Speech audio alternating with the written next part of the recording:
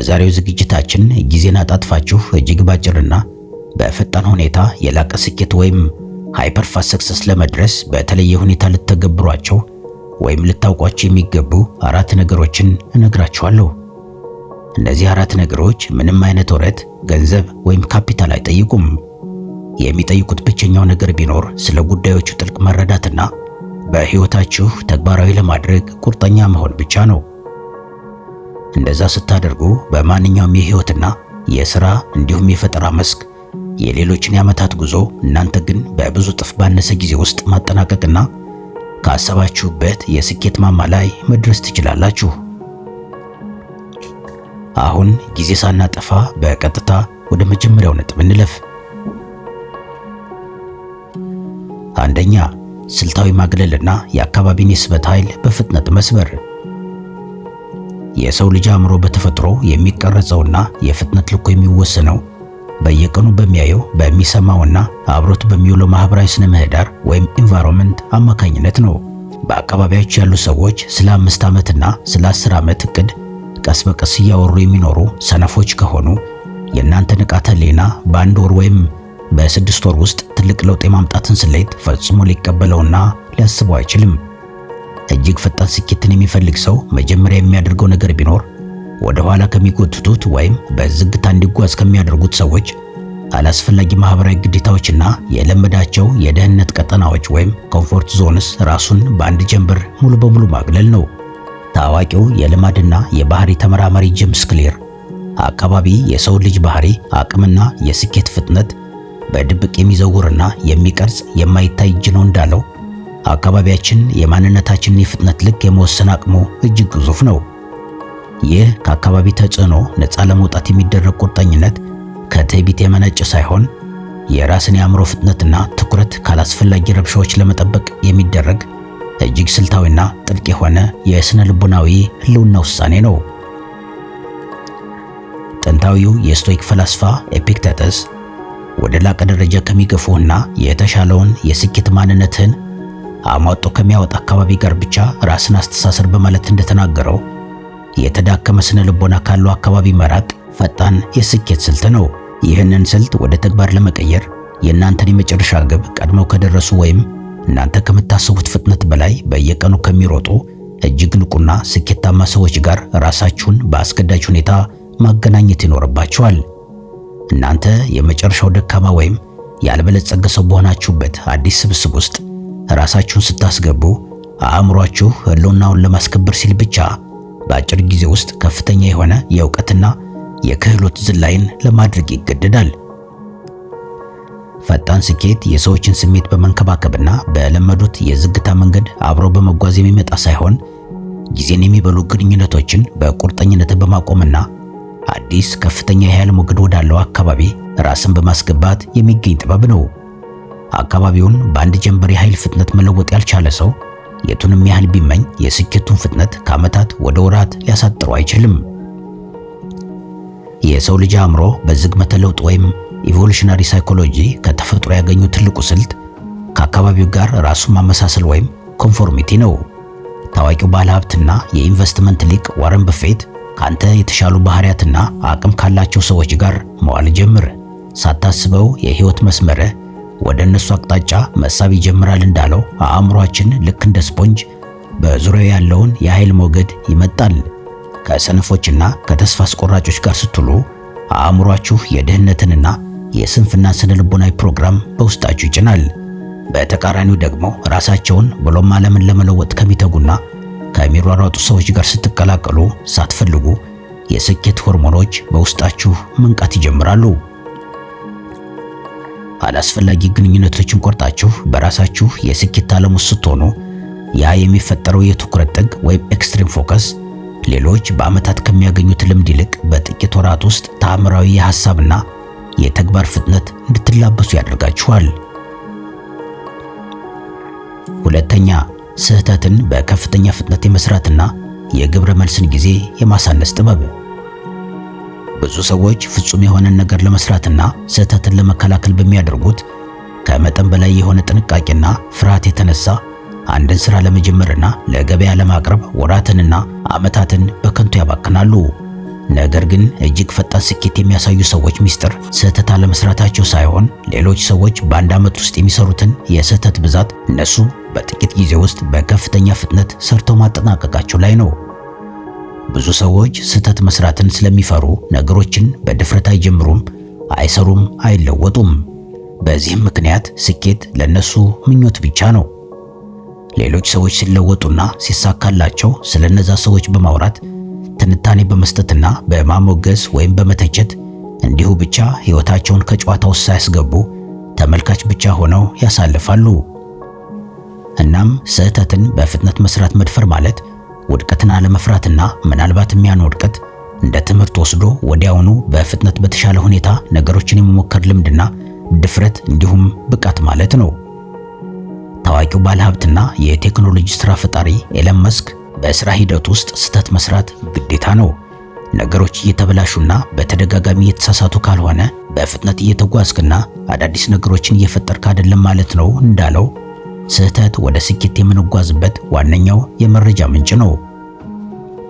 ፍጹምነትን የመጠበቅ ሱስ ወይም ፐርፌክሽኒዝም በስነ ልቦናዊ እይታ እውነተኛ የብስለት ምልክት ሳይሆን የሰዎችን ትችት ከመፍራት የሚመጣ ስውርና አደገኛ የሆነ የደካማነት ጭንብል ነው።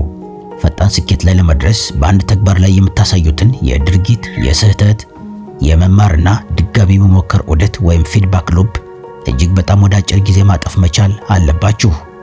አንድ ተፎካካሪያችሁ የሆነን ሐሳብ ተግባራዊ አድርጎ ተሳስቶ ተምሮ ድጋሚ ለመነሳት 1 ወር የሚፈጅበት ከሆነ እናንተ ያንን ሙሉ ሂደት በአንድ ሳምንት ውስጥ ደጋግማችሁ መስራት ስትችሉ የሰውየውን የ1 ዓመት የህይወት ልምድ በጥቂት ወራት ውስጥ ታገኙታላችሁ። የአማዞን መስራች ጄፍ ቤዞስ በዓመት ውስጥ የምታደርገውን የሙከራና የስህተት ብዛት እጥፍ ካደረከው የፈጠራና የስኬት ምጣኔም በዛው ልክ እጥፍ ይሆናል በማለት እንዳስገነዘበው ስህተትን ሳይደብቁ በፍጥነት መሞከር ከፍጽምና እጅግ ይበልጣል። ስህተትን በፍጥነት የመስራት ድፍረት ሲኖራችሁ አእምሯችሁ ከስሜታዊ ስብራት ወጥቶ ነገሮችን ልክ እንደ ስማርት ኮምፒውተር በዳታና በእውነታ ላይ ብቻ ተመስርቶ በፍጥነት እንዲያስተካክል ትልቅ አቅም ትሰጡታላችሁ። ፍጥነት ማለት ያለምንም እቅድ መሮጥ ሳይሆን የስህተትንና የመማርን ጊዜ በማሳነስ የጊዜን ህግጋት በጥበብ ሙሉ በሙሉ ማሸነፍ ማለት ነው። ይህንን ሐሳብ ይበልጥ ስናሰፋው የውድቀትንና የስህተትን ስነ ልቦናዊ ትርጉም ከመሰረቱ መቀየርን ይጠይቃል። ታዋቂው ቢሊየነርና የፕሪንሲፕልስ መጽሐፍ ጸሐፊ ሬይ ዳሊዮ ህመም ሲደመር እይታ ማለትም ፔን ፕላስ ሪፍሌክሽን እድገትን ወይም ፕሮግረስን ይሰጣል እንዳለው ስህተት በፈጠረባችሁ ቅጽበታዊ የህመም ስሜት ውስጥ ሆናችሁ መረጃውን ወደ ጥበብ መቀየር ፈጣኑ የስኬት ቅማር ነው። ብዙ ሰዎች ሲሳሳቱ ስሜታቸው ስለሚጎዳ ወደ ኋላ ያፈገፍጋሉ። ነገር ግን እጅግ ፈጣን አሸናፊዎች ስህተትን ልክ አዲስ ዳታ እንዳገኘ ሳይንቲስት በጉጉት ይቀበሉታል። አምፖልን የፈጠረው ታላቁ የፈጠራ ሰው ቶማስ ኤዲሰን እኔ አልወደኩም፣ ነገር ግን የማይሰሩ 10,000 መንገዶችን በስኬት ታገኘሁ በማለት የተናገረው አባባል ስህተትን አለመፍራትና በዛ ውስጥ መማር መቻል የፈጠራ መሰረት መሆኑን በግልጽ ያሳያል። እያንዳንዱ ፈጣን ስህተት ከመንገዳችሁ ላይ አንድን የተሳሳተ አማራጭ ጠርጎ ስለሚያስወጣላችሁ ትክክለኛውን በር ለማግኘት የሚፈጀውን የዓመታት ጊዜ በጥቂት ወራት ውስጥ እንድታሳጥሩት ኃይል ይሰጣችኋል። ከዚህ በተጨማሪ በቴክኖሎጂው ዓለም ትልቅ አብዮት የፈጠረው የፌስቡክ መስራች ማርክ ዙከርበርግ በፍጥነት ተጓዝና ነገሮችን ሰባብር፣ ነገሮችን እየሰባበር ካልሆነ በበቂ ፍጥነት እየተጓዝክ አይደለም ብሎ ተናግሯል። ፈጣን ስኬት በንድፈ ሐሳብና በወረቀት ላይ በሚደረግ ማለቂያ የሌለው ጥናት አይመጣም። የሚመጣው ወደ ገበያው ወይም ወደ ተግባሩ በፍጥነት በመግባትና በመላተም በሚገኝ የፊት ለፊት ጦርነት ልምድ ወይም ፍሮንታይል ኤክስፒሪየንስ ብቻ ነው። ታዋቂው የአመራር ብቃት ምሁር ጆን ማክስዌል ወደፊት መውደቅ ወይም ፌሊንግ ፎርዋርድ በሚለው እሳቤው ስኬታማ ሰዎች ውድቀትን እንደ ማቆሚያ ሳይሆን ወደ ቀጣዩ ምዕራፍ እንደሚያሸጋግር ድልድይ ይጠቀሙበታል እንዳለው የፈጣን ስኬት ባለቤቶች የውድቀት ፍርሃታቸውን ሙሉ በሙሉ ገድለውታል። በመሆኑም መሳሳትን ከመፍራት ይልቅ መዘግየትን መፍራት ስትጀምሩና ስህተታችሁን እንደ ውድ ዋጋ የተከፈለበት ኮርስ ወይም ቱዊሽን ፊ አድርጋችሁ ስትወስዱ ሌሎች ፈጽሞ ሊረዱት በማይችሉት የብርሃን ፍጥነት ወደ ላይ ትተኮሳላችሁ። ሶስተኛ፣ አማራጮችን በጭካኔ ማጥፋት። በአንድ ወቅት የዓለማችን ባለጸጎች ቢል ጌትስ እና ዋረን በፌት ለስኬታቸው ዋነኛ ምክንያት የሆነውን አንድ ቃል ብቻ በወረቀት ላይ እንዲጽፉ በተጠየቁ ጊዜ ሁለቱም ሳይመካከሩ የጻፉት ቃል ትኩረት ወይም ፎከስ የሚል ነበር።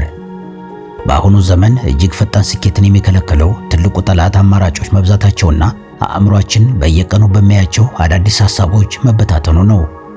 ብዙ ሰዎች በአንድ ጊዜ 3 እና 4 የተለያዩ ስራዎችን በመጀመር ሁሉንም በአንድ ላይ ለማሳካት ይሞክራሉ። ይህ ግን ጉልበትንና ትኩረትን ስለሚከፋፍል የጉዞ ፍጥነትን ሙሉ በሙሉ ወደ መሬት ያወርደዋል። እጅግ በአጭር ጊዜ ውስጥ ተአምራዊ ስኬት ያስመዘግቡ ሰዎች ሚስጥር ሁሉንም ነገር ማድረግ መቻላቸው ሳይሆን ለአንድ ትልቅ ዓላማ ሲሉ ሌሎች 100 ማራኪ አማራጮችንና ፕላን ቢ የተባሉ የደህንነት መረቦችን በጭካኔ ማጥፋታቸው ነው።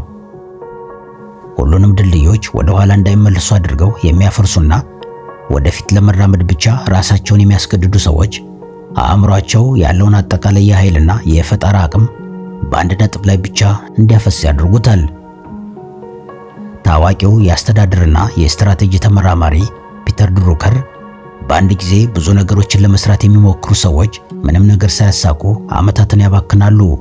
እውነተኛ ፍጥነትና ውጤት የሚመጣው በአንድ ወሳኝ ነገር ላይ ብቻ አጠቃላይ አቅምን አቀናጅቶ በመክተት ነው እንዳለው ትኩረትን መሰብሰብ የፈጣን ስኬት ዋነኛ ሞተር ነው። ይህንን ሐሳብ ይበልጥ በሚያጠናክር መልኩ ጥንታዊው የሮማ ስቶይክ ፈላስፋ ሴኔካ በየቦታው ለመድረስ የሚሮጥና በየመንገዱ የሚቆም ሰው የትም ሳይደርስ መንገዱ ላይ ይቀራል በማለት አስገንዝቧል። ስለዚህ ፈጣን ስኬት ማለት ብዙ ነገሮችን በአንድ ጊዜ መጀመር ሳይሆን የማይጠቅሙትንና ትኩረት የሚሰርቁትን ነገሮች በቁርጠኝነት ቀንሶ በአንድ ዋና የውጤት መስመር ላይ ብቻ አእምሮን ማሰራት ማለት ነው። ይህንን እውነት የአፕል ኩባንያ መስራች ስቲቭ ጆብስ ትኩረት ማለት አዎ ወደሚሉት ነገር መመልከት ሳይሆን በመቶዎች የሚቆጠሩ ሌሎች እጅግ ምርጥ የሆኑ ሐሳቦችን በጭካኔ አይደለም ማለት መቻል ነው በማለት አብራርቶታል። ፈጣን ስኬት አእምሯችሁ ሁሉንም የሚያብለጨልጭ ነገር ለማግኘት እንዳይሮጥ የመቆጣጠር የውስጥ ዲሲፕሊን ይጠይቃል። ታዋቂው የማርሻል አርት ጥበበኛና አክተር ብሩስ ሊ እኔ የምፈራው 10,000 የተለያዩ የምት ዘዴዎችን አንድ ጊዜ የተለማመደውን ሰው ሳይሆን አንድን የምት ዘዴ 10,000 ጊዜ ደጋግሞ የሰለጠነውን ሰው ነው እንዳለው አቅምን በአንድ ወሳኝ መስክ ላይ ማከማቸት በፍጥነት ስኬት ላይ ለመድረስ እጅግ ወሳኝ ጉዳይ ነው። ታሪካዊው የስፔን የጦር አዛዥ ሄርናን ኮርቴስ አዲስ መሬት ለመውረር ሲሄድ ወታደሮች ወደ ኋላ ማፈግፈጊያ እንዳይኖራቸው መርከቦቹን በሙሉ እንዳቃጠላቸው ሁሉ እናንተም የኋላ በርንና የማይጠቅሙ አታላይ አማራጭ ፕላን ቢዎችን በሙሉ ስታጠፉ አእምሯችሁ ከመቼውም ጊዜ በላይ ፈጣንና ውጤታማ የሆነ የስትራቴጂ አቅም ያመነጫል። አራተኛ የሌቨሬጅ ጥበብን መጠቀም። በተለመደው የዝግታ መንገድ የሚጓዙ ሰዎች ሁልጊዜ የሚያምኑት በራሳቸው አካላዊ ጉልበትና በቀጥታ በሚሰጡት ሰዓት ወይም ሊኒየር ግሮዝ ላይ ብቻ ነው። በአንድ ቀን ውስጥ ያሉት 24 ሰዓታት ብቻ ስለሆኑ በራስ ጉልበት ላይ ተመስርቶ እጅግ ፈጣን የሆነ የሀብትና የስኬት ዝላይ ማድረግ በሂሳብ ስሌትም ቢሆን ፍጹም የማይቻል ነው። በአንጻሩ ጊዜን አጣጥፈው በአጭር ጊዜ ውስጥ ታላቅ ስኬት የሚያመጡ ሰዎች የሚያምኑት በሊቨሬጅ ወይም ነገሮችን 100 እና 1000 እጥፍ በሚያባዙ የስርዓት መሳሪያዎች ላይ ነው። ሊቨሬጅ ማለት የሌሎችን ሰዎች ዕውቀት፣ ክህሎት እንዲሁም የዘመኑን የቴክኖሎጂ ውጤቶችና የሚዲያ አቅሞችን በመጠቀም የራስን የአንድን ሰዓት ሥራ የ1000 ሰዓታት ያህል ውጤት እንዲያመጣ የማድረግ ረቂቅ ስልት ነው። ጥንታዊው የግሪክ ሳይንቲስትና ፈላስፋ አርኪሜድስ ስለ ሊቨሬጅ ሕግ ሲናገር የሚመች ረጅም ማንሻ ወይም ሊቨርና መቆሚያ ቦታ ስጡኝ እንጂ መላውን መሬት ብቻዬን እገለብጠዋለሁ እንዳለው በትክክለኛው መሳሪያ ከተጠቀሙ ጥቂት ጉልበት ግዙፍ ለውጥ ያመጣል። በዘመናዊው የዲጂታልና የቢዝነስ ዓለም ደግሞ ይህንን ሐሳብ ታዋቂው የስትራቴጂ ሐሳቢ ናቫል ራቪካንት ሲያጠናክረው ያለምንም ሰው ፈቃድና ኢንቨስትመንት 100 እጥፍ ሊያባዛላችሁ የሚችል ትልቁ የዘመናችን ሊቨሬጅ ኮዲንግና የሚዲያ ይዘቶችን መፍጠር ነው ይላል። የ21ኛው ክፍለ ዘመን ስማርት ስኬት በቀን 18 ሰዓት በመልፋት ሳይሆን የእናንተን ሐሳብና ምርት እናንተ ተኝታችሁ እንኳን ለሚሊዮኖች ሊያደርሱ የሚችሉ አውቶሜትድ ስርዓቶችንና የቴክኖሎጂ አውታሮችን በመገንባት ላይ የተመሰረተ ነው። ይህንን የሊቨሬጅ ምስጢር በሚገባ የተረዳ ሰው የሌሎችን የ40 ዓመት የድካም ጉዞ በአንድና በ2 ዓመት ጥረት ሙሉ በሙሉ ቀልብሶ ማጠናቀቅ ይችላል። የዓለማችን የመጀመሪያው ቢሊዮነር ጆን ዲ ሮክፌለር ስለዚህ ጉዳይ ሲናገር በራሴ 100% ጉልበትና ጥረት ከማገኘው ውጤት ይልቅ የ100 ሰዎችን 1% ጥረትና ጉልበት ማስተባበርና መጠቀምን እመርጣለሁ በማለት የሊቨሬጅን ወሳኝነት አስገንዝቧል። የራስን ጊዜና ጉልበት ብቻ ሽጦ ትልቅ ውጤት ማምጣት በጣም ከባድ ነው። ፈጣን ስኬት የሚመጣው የሌሎችን ሰዎች ጊዜና የሌሎችን ሰዎች ዕውቀት በትክክለኛው መንገድ አስተዳድሮ ለጋራ ዓላማ ማዋል ሲቻል ብቻ ነው። ይህ የኃይል ማባዣ ወይም ፎርስ መልቲፕላየር ስሌት ነው የድሃውን የ40 ዓመት ልፋት ወደ ጥቂት ወራት ወይም ዓመታት ፈጣን ስኬት የሚቀይረው። በተጨማሪም ታዋቂው የሪች ዳድ ፑር ዳድ መጽሐፍ ጸሐፊ ሮበርት ኪዮሳኪ በዓለማችን ላይ ያሉ እጅግ ሀብታምና ስኬታማ ሰዎች መረቦችንና ስርዓቶችን ወይም ኔትወርክስ ኤንድ ሲስተምስ ይገነባሉ፣ የተቀረው ሰው ግን የሚቀጠርበትን ተራ ስራ ይፈልጋል በማለት ገልጾታል። እናም በራሳችሁ ጉልበትና ጊዜ ብቻ ስኬት ላይ ለመድረስ ከመጋጋጥ ይልቅ የሌሎችን ሰዎች ዕውቀት፣ ጊዜና ጉልበት በአንድ ጊዜ መጠቀም ወደሚያስችል ሲስተምና ኔትወርክ የመገንባት የአስተሳሰብ ደረጃ ከፍ ልትሉ ይገባል። ለዛሬ ከዚህ ጋር ይብቃኝና ልሰናበታችሁ። እስካሁን አብራችሁ ለነበራችሁ ከልብ አመሰግናለሁ። በሌላ ጊዜ በሌላ እናንተን በሚመጥን ጥሩ ሐሳብ እስክንገናኝ ሰላም፣ ፍቅርና ጤና ከእናንተ ጋር ይሁን።